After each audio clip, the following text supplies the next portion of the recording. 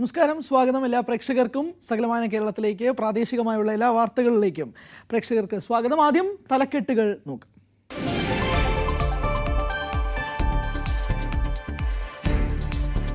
പട്ടാമ്പിയിൽ school bus ഇടിച്ച് 6 വയസ്സുകാരന് ദാരുണാന്ത്യം. മരിച്ചത് വാടാനംകുറിശി സ്കൂളിലെ 2ാം ക്ലാസ് വിദ്യാർത്ഥി ആരവ്. അപകടം അമ്മയുടെ കൺമുന്നിൽ.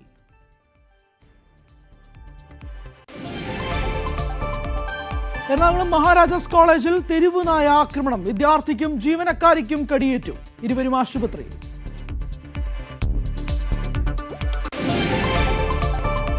കോന്നി ആനക്കൂട്ടിലെ കുട്ടിയാന ചരിഞ്ഞു. 5 വയസ്സുകാരൻ കൊച്ചയ്യപ്പന്റെ അന്ത്യം ഹെർപ്പിസ് വൈറസ് ബാധ മൂലമെന്ന നിഗമനം. എക്കോ ടൂറിസം കേന്ദ്രത്തിന് അവധി പ്രഖ്യാപിച്ച് അധികൃതർ. കോതമംഗലം കോട്ടപ്പടിയിൽ ഉദ്യോഗസ്ഥർക്ക് നേരെ പാഞ്ഞെടുത്ത് കാട്ടാനക്കൂട്ടം.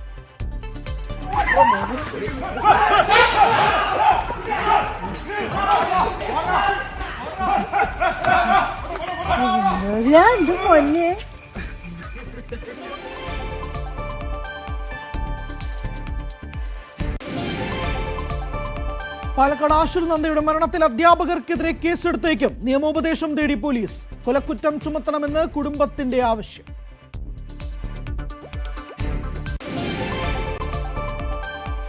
പട്ടാമ്പിയിൽ ഡെങ്കിപ്പനി പടരുന്നു. രോഗം സ്ഥിരീകരിച്ചത് 128 പേർക്ക്. കൂടുതൽ രോഗബാധിതർ ഓങ്ങല്ലൂരിൽ. പ്രദേശം സന്ദർശിച്ച് ആരോഗ്യവകുപ്പ് അധികൃതർ. വിശദമായ വാർത്തകളിലേക്ക് നോക്കാം. പട്ടാമ്പിയിൽ സ്കൂൾ ബസ് ഇടിച്ച 6 വയസ്സുകാരന് ദാരുണാന്ത്യം. അമ്മയുടെ കൺമുന്നിൽ വെച്ചായിരുന്നു അപകടം. പട്ടാമ്പി പുല്ലശ്ശേരിക്കര സ്വദേശി കാനികം കൃഷ്ണകുമാറിന്റെ മകൻ ആരവാണ് മരിച്ചത്. വാടാനംകുറിശി സ്കൂളിലെ 2ാം ക്ലാസ് വിദ്യാർത്ഥിയാണ് ആരവ്. ഇന്നലെ വൈകിട്ട് പുലശ്ശേരിക്കരയിലാണ് സംഭവം. പുലശ്ശേരിക്കര സ്വദേശി കൃഷ്ണകുമാർ, ശ്രീദേവി ദമ്പതികളുടെ ഏക മകൻ ആരവാണ് മരിച്ചത്. വാഹനത്തിൽ നിന്നും വീടിന് മുന്നിലിറങ്ങിയ ആരവ് അമ്മയുടെ കയ്യിൽ നിന്നും പിടിവിട്ടുകയായിരുന്നു. ഈ സമയം റോഡിലൂടെ വന്ന പുലശ്ശേരിക്കര UP സ്കൂളിന്റെ വാഹനം കുട്ടിയെ ഇടിക്കുകയായിരുന്നു. അമ്മയുടെ കൺമുന്നിലായിരുന്നു ദാരുണ സംഭവം. ആരവിനെ ആശുപത്രിയിലെത്തിച്ചെങ്കിലും ഇന്ന് രാവിലെയോടെ മരണം സംഭവിച്ചു. വാടാനംകുറിശി സ്കൂളിലെ 2ാം ക്ലാസ് വിദ്യാർത്ഥിയാണ് ആരവ്. ന്യൂസ് 18 പട്ടാമ്പി. ഇടുക്കിയിൽ ലോട്ടറി കടയിൽ നിന്നും 1 ലക്ഷം രൂപയും 3.5 ലക്ഷം രൂപയുടെ ലോട്ടറിയും മോഷ്ടിച്ചയാൾ പിടിയിൽ. കൂട്ടാർ ചേലമൂട് സ്വദേശി ഷാജിയാണ് അറസ്റ്റിലായത്. കട്ടപ്പന പുതിയ ബസ് സ്റ്റാൻഡിൽ പ്രവർത്തിക്കുന്ന അശോക ലോട്ടറി ഏജൻസിയുടെ പൂട്ട് തകർത്താണ് ഇയാൾ മോഷണം നടത്തിയത്.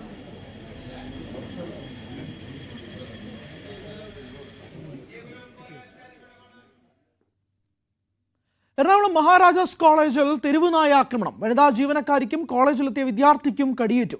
കോളേജ് ജീവനക്കാരി വിദ്യാർത്ഥി അമൻ എന്നിവർക്കാണ് പരിക്കേറ്റത്. ഇരുവരെയും എറണാകുളം ജനറൽ ആശുപത്രിയിൽ പ്രവേശിപ്പിച്ചു.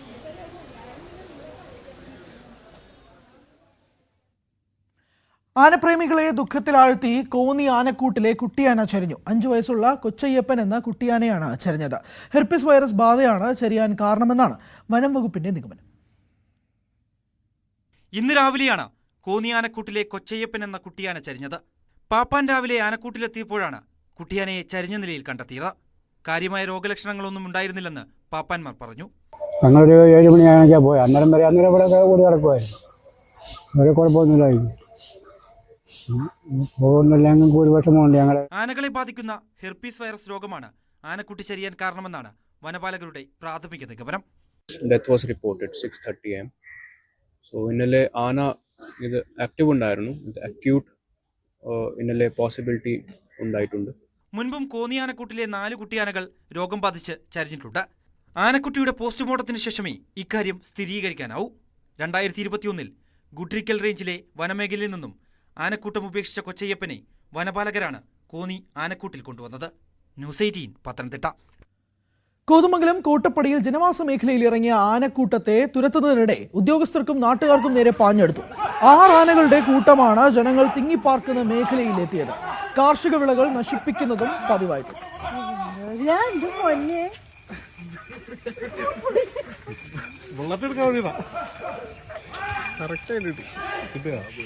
ഈ മേഖലയില് ഫെൻസിങ്ങിന്റെ അറ്റകുറ്റപ്പണി നടക്കുന്നത് മൂലം ഫെൻസിങ് എല്ലാം അഴിച്ച് മാറ്റിയിട്ടിരിക്കുകയാണ്.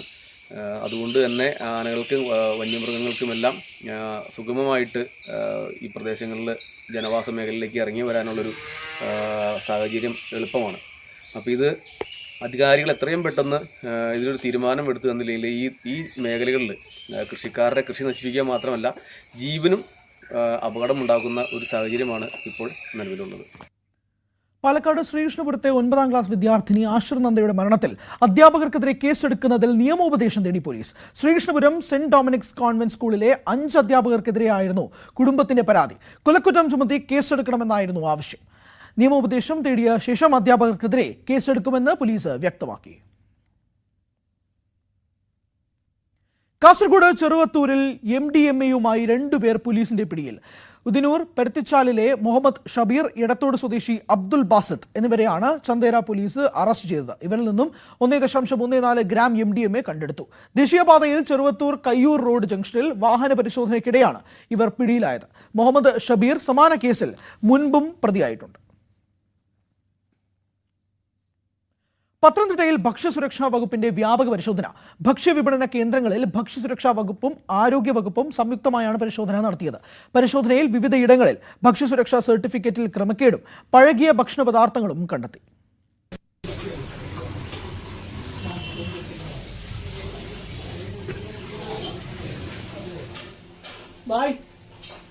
ഒരു മിനിറ്റ്.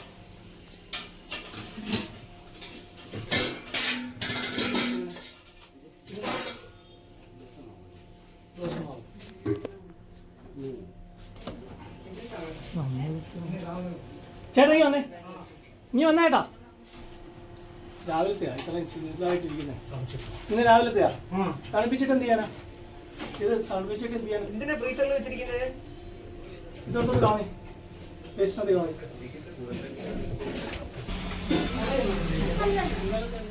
ജില്ലയിലെ പല ഹോട്ടലുകളിലും തട്ടുകടകളിലും പഴകിയ ഭക്ഷണ സാധനങ്ങൾ വിൽക്കുന്നുവെന്ന പരാതിയെ തുടർന്നാണ് കഴിഞ്ഞ ദിവസം മുതൽ പരിശോധനകൾ ആരംഭിച്ചത്.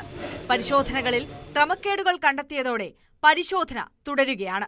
ഭക്ഷ്യസുരക്ഷാ സർട്ടിഫിക്കറ്റുകൾ പല ഹോട്ടലുകളും തരപ്പെടുത്തിയത് വ്യാജമായാണെന്നും പരിശോധനയിൽ കണ്ടെത്തി. വ്യാജ ഇടനിലക്കാർ വഴിയാണ് ഇത്തരം സർട്ടിഫിക്കറ്റുകൾ ഹോട്ടലുകാർ തരപ്പെടുത്തുന്നത്. ക്രമക്കേടുകൾ കണ്ടെത്തിയ ഹോട്ടലുകൾക്ക് നോട്ടീസ് നൽകി. കർശനമായ നടപടികൾ സ്വീകരിക്കുമെന്ന് ഭക്ഷ്യസുരക്ഷാ ആരോഗ്യ വകുപ്പ് അധികൃതർ അറിയിച്ചു. വരും ദിവസങ്ങളിലും പരിശോധനകൾ തുടരും. ന്യൂസ് 18 പത്തനംതിട്ട. പട്ടാമ്പിയിൽ ഡെങ്കിപ്പനി പടരുന്നു. 128 പേർക്ക് രോഗം സ്ഥിരീകരിച്ചു. ഏറ്റവും കൂടുതൽ രോഗബാധിതരുള്ള ഓങ്ങല്ലൂരിൽ ആരോഗ്യവകുപ്പ് അധികൃതർ സന്ദർശിച്ച് സ്ഥിതി വിലയിരുത്തി.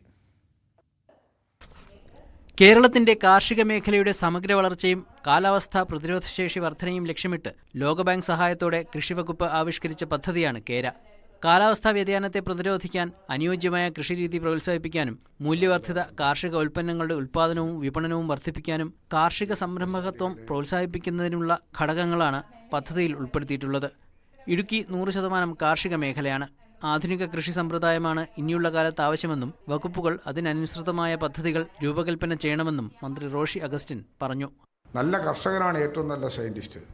അഗ്രികൾച്ചർ യൂണിവേഴ്സിറ്റി പോലും ഡെവലപ്പ് ചെയ്യുന്ന പല സാഹചര്യങ്ങളിലും കാണുന്ന വ്യത്യാസം നല്ല കർഷകൻ ഡെവലപ്പ് ചെയ്തുകൊണ്ടിരുന്ന പുതിയ മൂല്യവർദ്ധിത ഉൽപ്പന്നങ്ങൾ കാണുമ്പോൾ അല്ലെങ്കിൽ അതിനാവശ്യമായ സ്ഥിതി കാണുമ്പോൾ നമുക്ക് അത്ഭുതം തോന്നും.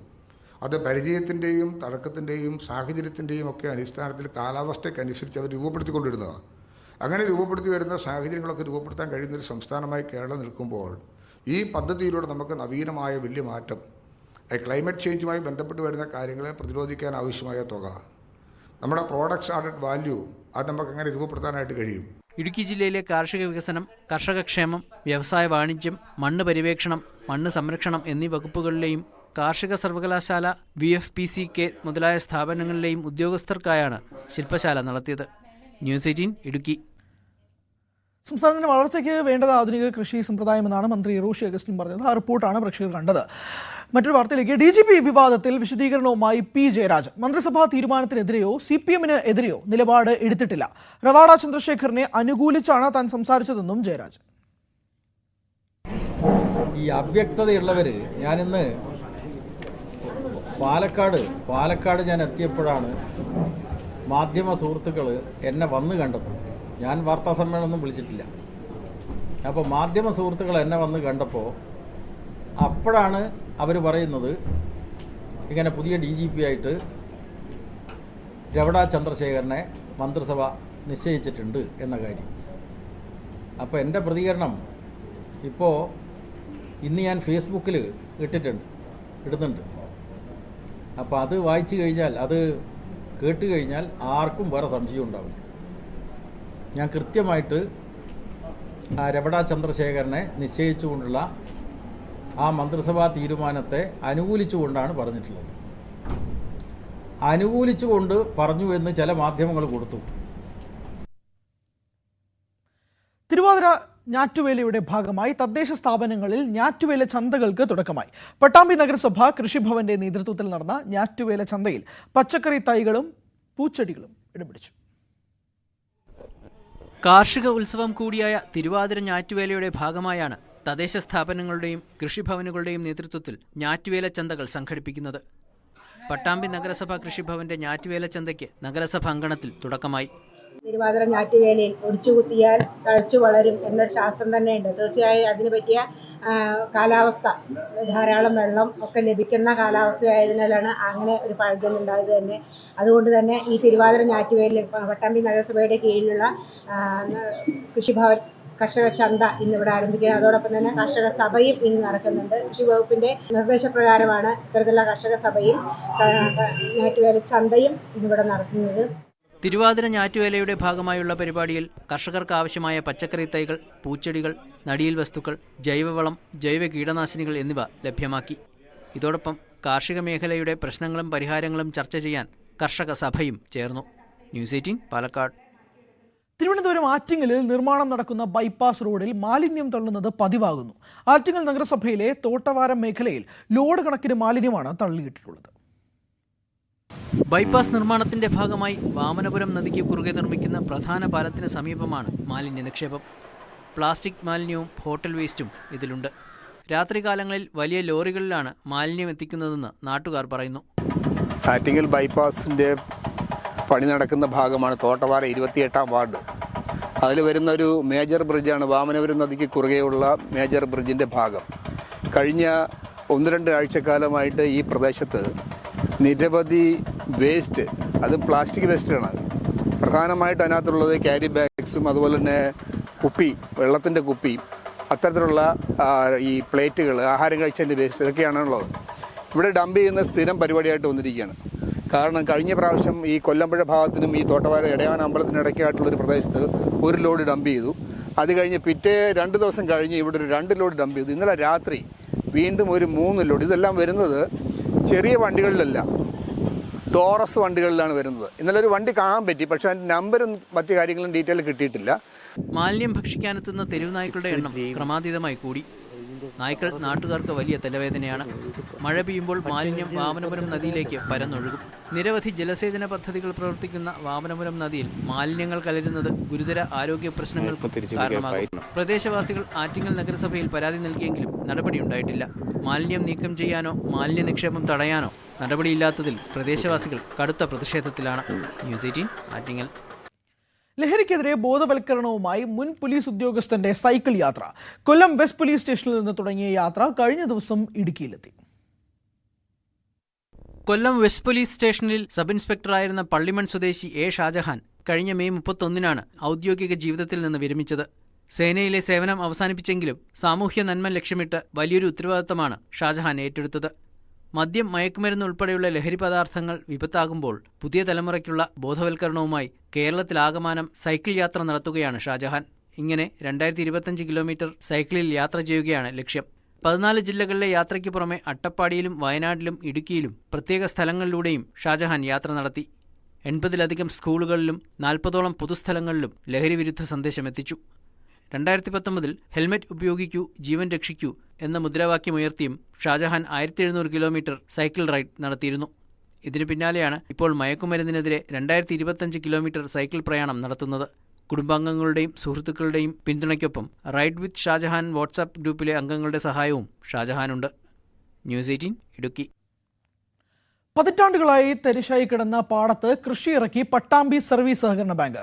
ശങ്കരമംഗലം പാടശേഖരത്തിലെ 3 ഏക്കർ സ്ഥലത്താണ് 1ാം വിള നെൽകൃഷി ആരംഭിച്ചത്. ബാങ്ക് പ്രസിഡന്റ് NP വിനയകുമാർ നടിയിൽ ഉദ്ഘാടനം ചെയ്തു. പട്ടാമ്പി ശങ്കരമംഗലം കൊറ്റോളിപ്പാടത്ത് 3 ഏക്കറിലാണ് പട്ടാമ്പി സർവീസ് സഹകരണ ബാങ്കിന്റെ നേതൃത്വത്തിൽ നെൽകൃഷി ഇറക്കിയത്. പതിറ്റാണ്ടുകളായി തരിശായി കിടന്ന പാടം കൃഷിയോഗ്യമാക്കിയാണ് ഞാറ് നട്ടത്. ബാങ്ക് പ്രസിഡന്റ് NP വിനയകുമാർ നടിയിൽ ഉദ്ഘാടനം ചെയ്തു. ഒരുപാട് കാലമായിട്ടുള്ള അല്ലെങ്കിൽ ചിരകാല സ്വപ്നമായിരുന്നു ഈ കൊറ്റോളിക്കുളം നേരാക്കാന്നുള്ളത്. കർഷകരുടെയും ഇവിടുത്തെ നാട്ടുകാരുടെയും. അത് പഞ്ചായത്ത് ഭരണസമിതി മുൻകൈ എടുത്തുകൊണ്ട് അതിൻ്റെ പ്രവൃത്തി പരിപൂർണമായി കഴിഞ്ഞിരിക്കുന്നു. അത് ഉദ്ഘാടനം ചെയ്യാൻ വേണ്ടി അടുത്ത് തന്നെ ഉദ്ഘാടനം ചെയ്യും. അതോടുകൂടിയിട്ട് ജലസേനത്തിൻ്റെ പ്രശ്നം ഒരു പരിധിവരെ ഈ പാടശേഖരത്ത് പരിഹരിക്കുമെന്നാണ് എനിക്ക് പറയാനുള്ളത്.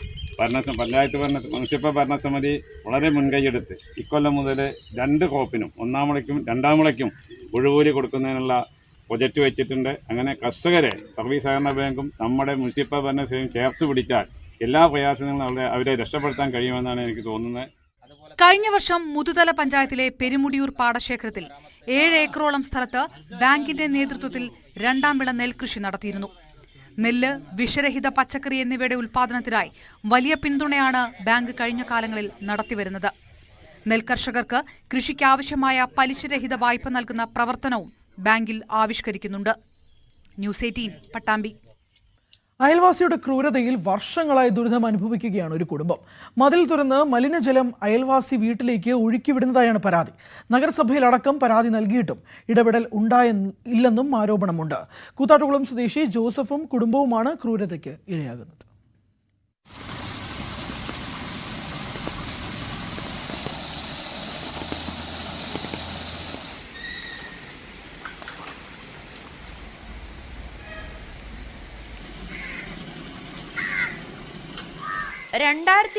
മുതൽ ഈ ദുരിതം അനുഭവിക്കുകയാണ് ജോസഫും കുടുംബവും. അയൽവാസികളായ പ്രദീപ് കുമാറും സുരേഷ് കുമാറുമാണ് ചുറ്റുമതിൽ തുരന്ന് അവരുടെ വീട്ടിലുള്ള മലിനജലം സമീപവാസിയായ ജോസഫിന്റെ പുരയിടത്തിലേക്ക് ഒഴുക്കിവിടുന്നത്. കുട്ടികളടക്കം താമസിക്കുന്ന വീടാണിത്. ഇവരുടെ ക്രൂരത കാരണം പുരയിടത്തിൽ വലിയ വെള്ളക്കെട്ടാണ് അനുഭവപ്പെടുന്നത്. എൻ്റെ അയൽവാസിയും റിട്ടയർഡ് പോലീസ് ഉദ്യോഗസ്ഥനുമായ പ്രദീപ് കുമാറും അദ്ദേഹത്തിൻ്റെ സഹോദരൻ സുരേഷ് കുമാറും ചേർത്ത് അവരുടെ കോമ്പൗണ്ട് വാൾ തുറന്ന് ഒരു ദ്വാരമുണ്ടാക്കി ആ ദ്വാരത്തിലൂടെ അവരുടെ വഴിയിലൂടെ ഒഴുകിയിരുന്ന വെള്ളവും മലിനജലവും എല്ലാം എൻ്റെ മുറ്റത്തേക്ക് പറമ്പിലേക്കും ഒതുക്കിയിരിക്കുകയാണ്. ഇപ്പോൾ എനിക്ക് മുറ്റത്തേക്ക് ഇറങ്ങാൻ പോലും നിവൃത്തിയില്ലാത്തവണ്ണം മുറ്റത്ത് വെള്ളം കെട്ടിക്കിടക്കുകയാണ്. പറമ്പിലെ വെള്ളം കെട്ടി നിന്ന് എൻ്റെ കൃഷികളെല്ലാം നശിച്ചിരിക്കുന്നു. എൻ്റെ കക്കൂസ് ടാങ്ക് പോലും അപകടാവസ്ഥയിലാണ്. കൂത്താട്ടുകുളം നഗരസഭാ സെക്രട്ടറിക്ക് മുൻപാകെ പരാതി നൽകിയിട്ട് 4 വർഷമായിട്ടും ഇതുവരെ നടപടിയുണ്ടായില്ല. നഗരസഭ ആരോഗ്യ വിഭാഗം പരാതി കണ്ടില്ലെന്ന് നടിച്ചു. പ്രശ്നപരിഹാരത്തിനായി ഈ കുടുംബം കയറിയിറങ്ങാത്ത ഇടങ്ങളില്ല. എൻ്റെ മോൻ്റെ മക്കളുണ്ട്, അവർക്കും പുറത്തേക്ക് ഇറങ്ങാനോ അവർ വെള്ളം കാണുമ്പോൾ അവരും ഇറങ്ങണം. ഈ അഴുക്കുവെള്ളം ആയതുകൊണ്ട് അവർക്കും ഇറങ്ങാൻ പറ്റുന്നില്ല. അതിനകത്തൂടെ വരുന്നത് അഴുക്കുവെള്ളം, മഴവെള്ളം മാത്രമല്ല അവരുടെ വീട്ടിൽ നിന്നുള്ള വെള്ളം, ചീത്ത വെള്ളവും വരുന്നുണ്ട്. തദ്ദേശ സ്വയംഭരണ സ്ഥാപനങ്ങളുടെ ഓംബുഡ്സ്മാൻ അടക്കം പരാതി നൽകിയിട്ടും ഫലമില്ല. ഇനി എന്ത് ചെയ്യണമെന്നറിയാതെ നിസ്സഹായരായി കാത്തിരിക്കുകയാണ് ഈ കുടുംബം. News 18 Kochi. Kakkanad Rajagiri college of management and applied സയൻസിൽ റാങ്ക് ജേതാക്കളുടെ അനുമോദനവും നവാഗത വിദ്യാർത്ഥികളുടെ വരവേൽപ്പും നടന്നു. MG യൂണിവേഴ്സിറ്റി ബിരുദതലത്തിൽ ആദ്യ റാങ്കുകൾ നേടിയ 45 വിദ്യാർത്ഥികളെയാണ് അനുമോദിച്ചത്. കോളേജിലെ 1-ാം വർഷ വിദ്യാർത്ഥികളുടെ ദീക്ഷാരംഭം പരിപാടിയുടെ ഭാഗമായാണ് അനുമോദനം സംഘടിപ്പിച്ചത്. മുൻ additional chief secretary MP Joseph അധ്യക്ഷത വഹിച്ച ചടങ്ങിൽ SH provincial reverend father Benny Nalkara CMI ഉദ്ഘാടനം നിർവഹിച്ചു. College director reverend doctor Mathew Vattathara CMI, associate director reverend father Ajeesh Puthussery CMI, principal doctor Lali Mathew എന്നിവർ സംസാരിച്ചു. രാത്രി ഏറെ വൈകിയും ഇനി മഞ്ചേരി മെഡിക്കൽ കോളേജിൽ പോസ്റ്റ്മോർട്ടം നടത്താൻ തടസ്സങ്ങളുണ്ടാകില്ല. ഇതിനാവശ്യമായ എല്ലാ സംവിധാനങ്ങളുമുള്ള ആധുനികവൽക്കരിച്ച മോർച്ചറി ഇവിടെ ഉദ്ഘാടനം ചെയ്യാൻ തയ്യാറായി കഴിഞ്ഞു. 3-ാം തീയതി മുതൽ പോസ്റ്റ്മോർട്ടം ഇവിടെയാണ് നടക്കുക. സംസ്ഥാനത്തെ മെഡിക്കൽ കോളേജുകളിൽ രാത്രിയും പോസ്റ്റ്മോർട്ടം നടത്തുന്ന ഇടമായി മഞ്ചേരി മാറുകയാണ്. രാത്രിയും പകലും ഒരുപോലെ വെളിച്ചം നൽകുന്ന സംവിധാനങ്ങൾ ഒരുക്കി 24 മണിക്കൂറും പോസ്റ്റ്മോർട്ടം നടത്താൻ സാധ്യമായ എല്ലാ സൗകര്യങ്ങളും ഇവിടെ സജ്ജമാക്കുകയാണ് അധികൃതർ. പോസ്റ്റ്മോർട്ടത്തിന് വേണ്ട എല്ലാ ആധുനിക സൗകര്യങ്ങളുമുള്ള 2 ഹൈഡ്രോളിക് മേശകളും ഇവിടെ ഒരുക്കിയിട്ടുണ്ട്. MLA UA ലത്തീഫാണ് 25 ലക്ഷം രൂപ ചെലവിൽ മോർച്ചറി നവീകരിക്കാൻ മുൻകൈയെടുത്തത്. രാത്രിയും പോസ്റ്റ്മോർട്ടം പകല് ചെയ്യുന്ന പോലെ തന്നെ വ്യക്തമായി ചെയ്യാനുള്ള ഒരു സാഹചര്യമാണ് ഞങ്ങളിപ്പോൾ ഒരുക്കിയിട്ടുള്ളത്. ലൈറ്റുകളെല്ലാം തന്നെ സൂര്യപ്രകാശത്തിനോട് യോജ്യമായ, അതായത് ശരീരത്തിലെ മുറിവുകളും മറ്റു ചേഞ്ചസുകളും മുറിവുകളുടെ കാലപ്പഴക്കങ്ങളും എല്ലാം തന്നെ വ്യക്തമായി മനസ്സിലാക്കാൻ പറ്റുന്ന രീതിയിലുള്ള ഒരു ലൈറ്റ് അറേഞ്ച്മെന്റ് അവിടെ നടത്തിയിട്ടുണ്ട്. നിലവിൽ രാത്രി 8 മണിവരെ പോസ്റ്റ്മോർട്ടം മഞ്ചേരിയിൽ അവശ്യഘട്ടങ്ങളിൽ നടത്താറുണ്ട്. കൂടുതൽ ഡോക്ടർമാരെയും ജീവനക്കാരെയും ലഭിച്ചാൽ 24 മണിക്കൂറും പോസ്റ്റ്മോർട്ടം നടത്താൻ പുതിയ സംവിധാനം സജ്ജമാക്കുന്നതിലൂടെ സാധിക്കും. മൃതദേഹം വേഗത്തിൽ ബന്ധുക്കൾക്ക് വിട്ടുകൊടുക്കുക എന്നതിനപ്പുറം അന്വേഷണം ആവശ്യമായ സാഹചര്യങ്ങളിൽ പോലീസിന് വേഗത്തിൽ നടപടിയെടുക്കാനും പോസ്റ്റ്മോർട്ടം കാലതാമസം കൂടാതെ പൂർത്തിയാക്കുന്നതുകൊണ്ട് സാധിക്കും. ന്യൂസ് 18 മലപ്പുറം. ഇടുക്കിയിൽ കാട്ടുപന്നി ആക്രമണത്തിൽ സ്കൂട്ടർ യാത്രികയ്ക്ക് പരിക്ക്. നെടുങ്കണ്ടം ബ്ലോക്ക് പഞ്ചായത്ത് അംഗമായ ശ്രീദേവി എസ് ലാലിനാണ് പരിക്കേറ്റത്. കുഴിത്തുളു നിരപ്പേൽക്കടയിലാണ് അപകടം നടന്നത്. കഴിഞ്ഞ ദിവസം രാത്രിയാണ് അപകടം നടന്നത്. നിരപ്പേൽക്കടയിലെ കുരിശുപള്ളിക്ക് സമീപത്ത് വെച്ച് ശ്രീദേവി സഞ്ചരിച്ചിരുന്ന സ്കൂട്ടിക്ക് കുറുകെ കാട്ടുപന്നി ചാടി. നിയന്ത്രണം വിട്ട വാഹനം മറിയുകയായിരുന്നു. ഇടിയുടെ ആഘാതത്തിൽ റോഡിൽ വീണ ശ്രീദേവിയുടെ താടിയലിലും കൈയിലും കാൽമുട്ടിലും പരിക്കേറ്റു. ഉടൻ തന്നെ കട്ടപ്പനയിൽ സ്വകാര്യ ആശുപത്രിയിൽ പ്രവേശിപ്പിച്ചു. വണ്ടി ഇങ്ങനെ ക്രോസ് ചെയ്ത സമയത്ത് വണ്ടി വന്ന് ഒട്ടി മുറിച്ചിടുകയായിരുന്നു. എന്നിട്ട് ഞാൻ കമ്മടിച്ച് വീഴത്തെടുത്ത് വീണു. അതിലൊരു ബൈക്കുകാരൻ വന്നു ആ മനുഷ്യനെ എണീപ്പിച്ചു. അതറിഞ്ഞ് അടുത്തുള്ളവർ പെട്ടെന്ന് അടുത്തവർ വന്ന് ഹോസ്പിറ്റലിൽ. ഞങ്ങൾക്കും ചേട്ടനെ വിളിച്ചു. ഞാനും ചേട്ടനും വന്നു ഹോസ്പിറ്റലിൽ. നാട്ടുകാരുടെ പരാതി കേൾക്കുന്നതിനായി പോകുന്നതിനിടെയായിരുന്നു കാട്ടുപന്നിയുടെ ആക്രമണം. ന്യൂസ് 18 ഇടുക്കി. കൊല്ലം പത്തനാപുരം കുന്നിക്കോട് പാതയിൽ യാത്രക്കാരെ വലച്ച് വെള്ളക്കെട്ട്. ആവണീശ്വരം ലെവൽ ക്രോസിലും റെയിൽവേ സ്റ്റേഷന് മുൻപിലുമാണ് വെള്ളക്കെട്ട്. മഴ ശക്തമായാൽ യാത്ര ദുരിതമാകും. മഴ പെയ്താൽ ആവണീശ്വരം ലെവൽ ക്രോസിന് മുൻപിലൂടെയുള്ള യാത്ര ദുരിതപൂർണമാകും. റോഡിലെ ഓടകൾ മണ്ണ് മൂടിയതാണ് വെള്ളക്കെട്ടിന് കാരണം. മാസങ്ങളായി ഇതാണ് സ്ഥിതി. മഴ ശക്തമായാൽ റെയിൽവേ സ്റ്റേഷനിലേക്ക് കയറാൻ പോലും കഴിയാതെയാകും. വെള്ളക്കെട്ട് രൂപപ്പെട്ടാൽ ഒരു സൈഡിൽ കൂടി മാത്രമേ വാഹനയാത്ര സാധ്യമാകൂ. ഇത് മണിക്കൂറുകളോളം ഗതാഗത കുരുക്കിനും അപകടത്തിനും കാരണമാകും. ലെവൽ ക്രോസിലെ കോൺക്രീറ്റ് പാളികൾ ഇളകി വലിയ കുഴികൾ രൂപപ്പെട്ടിരിക്കുന്നതിനാൽ ബൈക്ക് യാത്രക്കാർ അപകടത്തിൽപ്പെടുന്നത് പതിവാണ്. കൊട്ടാരക്കര തിരുവനന്തപുരം പാതയിലെത്താൻ പത്തനാപുരത്തേക്കുള്ള എളുപ്പവഴിയാണിത്. ലെവൽ ക്രോസ് അടച്ചിട്ടാൽ മണിക്കൂറുകളോളം ഗതാഗത കുരുക്കാണ്. മേൽപ്പാലം വേണമെന്ന പ്രദേശവാസികളുടെ ദശാബ്ദങ്ങളായുള്ള ആവശ്യവും പരിഗണിക്കപ്പെട്ടിട്ടില്ല. ന്യൂസ് 18 പുനലൂർ. റൌഡി ലിസ്റ്റ് പൊതുജനത്തെ കാണിക്കുന്ന തരത്തിൽ പ്രദർശിപ്പിക്കരുതെന്ന് ഹൈക്കോടതി. സ്റ്റേഷനിൽ പോലീസ് ഉദ്യോഗസ്ഥർ മാത്രം കാണുന്ന തരത്തിൽ വേണം ലിസ്റ്റ് പ്രദർശിപ്പിക്കേണ്ടത്. 8 വർഷമായി കുറ്റകൃത്യത്തിൽ ഏർപ്പെടാത്തയാൾ റൌഡി ലിസ്റ്റിൽ നിന്ന് ഒഴിവാക്കണമെന്നാവശ്യപ്പെട്ട് കോടതിയെ സമീപിച്ചതോടെയാണ് ജസ്റ്റിസ് PV കുഞ്ഞികൃഷ്ണന്റെ ഉത്തരവ്. ഒരിക്കൽ റൌഡിയായിരുന്നയാൾ എല്ലായ്പ്പോഴും റൌഡിയായിരിക്കണമെന്നില്ലെന്നും കുറ്റവാളികളുടെ പരിവർത്തനമാണ് നിയമം ലക്ഷ്യമിടുന്നതെന്നും കോടതി വ്യക്തമാക്കി. മൂന്നാറിൽ ഗ്യാപ്പ് റോഡിൽ വലിയ പാറക്കല്ല് റോഡിലേക്ക് പതിച്ചു. പുലർച്ചെയാണ് പാറ റോഡിലേക്ക് പതിച്ചത്. ഒരു ഭാഗത്ത് കൂടിയുള്ള ഗതാഗതം തടസ്സപ്പെട്ടു. അപകടകരമായ രീതിയിൽ നിരവധി പാറക്കല്ലുകൾ ഇനിയും ഇതേ മേഖലയിലുണ്ട്. മഴക്കാലത്ത് മലയിടിച്ചിൽ സാധ്യതയുള്ള പ്രദേശവും കൂടിയാണ്.